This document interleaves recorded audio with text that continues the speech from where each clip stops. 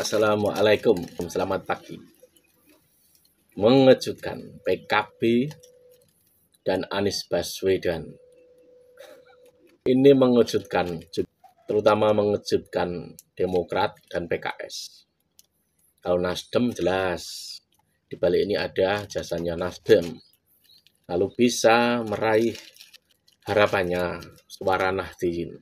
Karena memang Anies jika mau jadi harus bisa meraih suara Nahdliyin sebanyak-banyaknya.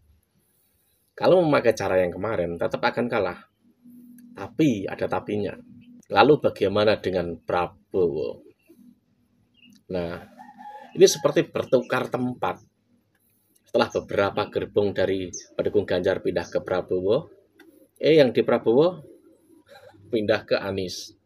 Ini loh yang namanya politik, jadi nggak usah terlalu serius menanggapinya.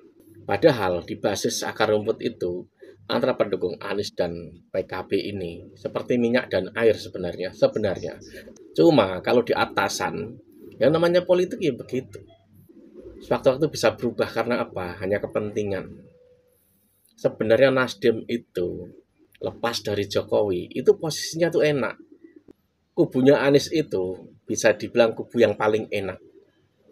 Karena akan terjadi dua persaingan besar, kubu PDIP dengan Ganjar dan kubu Gerindra dengan Prabowo.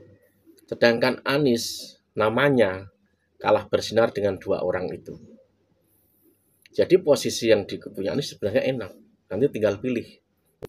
Misalkan 2 putaran, nanti kubunya Anies tinggal milih. Milih A atau milih B atau milih B. Kan enak. Jadi kesempatan untuk berada di posisi kemenangan itu lebih mudah. Tapi siapa tahu nanti bisa lolos dalam putaran pertama.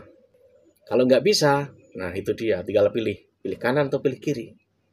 Mereka tidak akan mau lagi menggunakan cara-cara kemarin. Yang paling enak itu, kalau sistem politik itu, tetap pilih yang menang. Karena urusan apapun akan lebih lancar. Entah bisnis, entah hukum, dan lain sebagainya. Di situ akan lebih mudah aksesnya. Kubunya Ganjar, jika lepas dari masa Nahdliyin, maka akan kalah. Karena ada kedekatan sosial, budaya, antara Nahdliyin, Marhen, nasionalisme. Ini ada kedekatan. Lah, kedekatan itu cuma ada di apa? PDIP, PKB, P3, udah itu. Tapi ya juga ada yang seneng. Salah satu oknum di organisasi terbesar tuh ada yang seneng juga.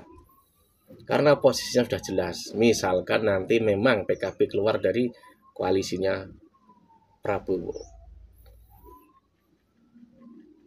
Ini bisa dibilang apa tuh? Kepentingan pragmatis agar tetap di kekuasaan.